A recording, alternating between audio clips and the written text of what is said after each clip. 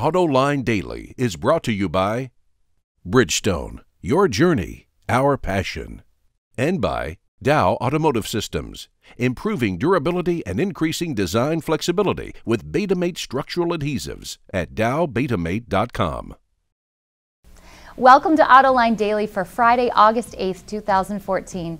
I'm Barb Banyai, wrapping up my week in the anchor chair, and now today's news. It's Friday. We're just hours from the weekend, so what better time to dream of some expensive supercars, right?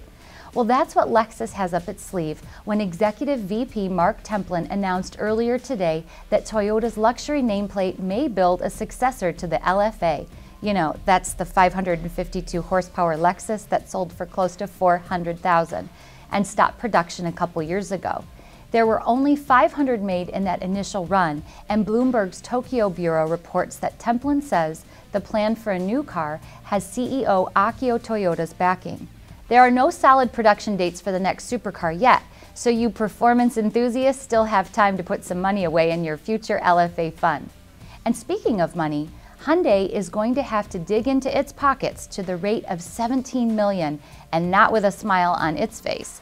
The Wall Street Journal reports that the National Highway Traffic Safety Administration, or NHTSA, said the South Korean automaker has agreed to pay the fine for delaying the recall of some 44,000 Genesis sedans. Some of the company's 2009 to 2012 models had brake corrosion issues, and it failed to notify the government in a timely fashion, which resulted in the fine. Meanwhile, the recall worries continue for GM. The Detroit Free Press reports that several small crossovers from 2006 and 7 have power window problems. The parts won't be available for a couple more months, so the company is asking the nearly 190,000 owners to park outside if they have the choice because of the possibility of fire. And if that wasn't enough bad news for the company, when it comes to the original ignition switch recall issue that started all of this, the Detroit News tells us that GM can't find nearly 140,000 owners to let them know the potential problems with their cars. In papers filed with NHTSA, the company reported that 6.4% of the 2.2 million recalls have gone undelivered. Analysts say mostly due to the age of the cars and how many owners they've had. On the brighter side for GM, get ready for a new jolt of Volt. The company will reveal the next generation of its combo car at the 2015 Detroit Auto Show in about 6 months. Global Marketing Chief Tim Mahoney, who recently appeared on Autoline this week, made the announcement yesterday in Traverse City, Michigan at the Management Briefing Seminars. The upgraded Volt will be one of 5 redesigned vehicles that Chevy will unveil at the North American International Auto Show. And speaking of MBS, don't forget to catch this week's coverage of the car conference anytime on our website. John interviewed a variety of newsmakers, including executives from Ford, Nissan, and even the agency that influences the automakers, CARB, the California Air Resources Board, over the last few days. Catch those and more available anytime at autoline.tv.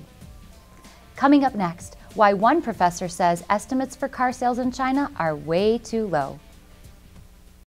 Dow Automotive Systems, driving solutions in automotive, commercial transportation, and aftermarket with innovative products like Betamate structural adhesives. Lighter, stronger, safer. dowbetamate.com.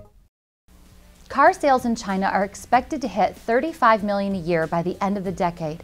However, Professor Frank Zhao from the Tsinghua Automotive Strategy Research Institute and one of the guests on last night's Autoline After Hours says the estimate is way too conservative. You know, depending on whom you're talking to, people tend to agree roughly 2020 it's 35 million. But 35 million a year that will be made. Then. Yeah, exactly. But I still feel that sort of projection is too conservative.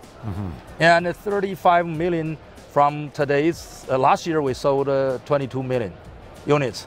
And that's only roughly annually like 6% increase. And the market's growing far faster than that. Yeah, looking at the last 10 years, almost on average more than like 18%. Even slowing down, and last year was still like 14%. And then depending on the years, some years, you know, we were even seeing like 50%, you know, like increase. But if we really look like a 9% annual increase, then it will be reaching 40 million automatically. And it's growing far more than 9% a year now. Right now, so far. So but when you say 40 million, you're including everything. Yeah. Heavy trucks, agricultural equipment, but, motorcycles too? No, Okay. It's only for the four-wheelers. So if you looked at just light vehicles, what would the number be? There will be probably, if you really look at the 40 million, if it's in total, then I think the pass car will be probably 33, 34. Still gigantic. Exactly. And that's by 2020. Yes. For example, looking at the last year, and the whole market was 22 million. Then 18 million were pass car, and then only 4 million from the commercial. And then the commercial sales almost stagnated during the last 5 years, just kind of 4 million around, and just there. And then really look the sort of construction and everything. I don't see a big increase in the commercial vehicles, but it's more the 1.3 billion people. They have the money, they want to drive a car, and they are ready, and then that's really the market growth is all about. Also joining John and Gary for a special edition of After Hours from the Car Management Briefing Seminars in Traverse City, Michigan, are executives from VW, Continental, Johnson Controls, and Jaguar Land Rover. There's a lot of interesting topics discussed, and you can watch that entire episode right now on our website, Autoline.tv. Well, that wraps up today's show, as well as my week hosting for John. He'll be back on Monday. Before we sign off, though, the team behind the show wanted me to point out that this was sort of an experiment this week, and we would appreciate your feedback. If you liked my participation in the anchor chair, please let us know in the show notes. Many thanks to all of you for your kind words. I'm Barbara Banier, and I hope to see you again soon. Bye for now.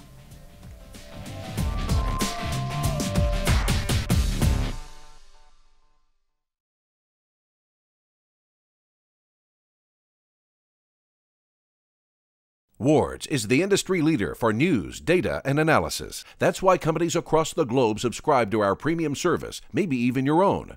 Log in for subscriber access now. Check your company's intranet for details, and rely on wardsauto.com to keep you informed.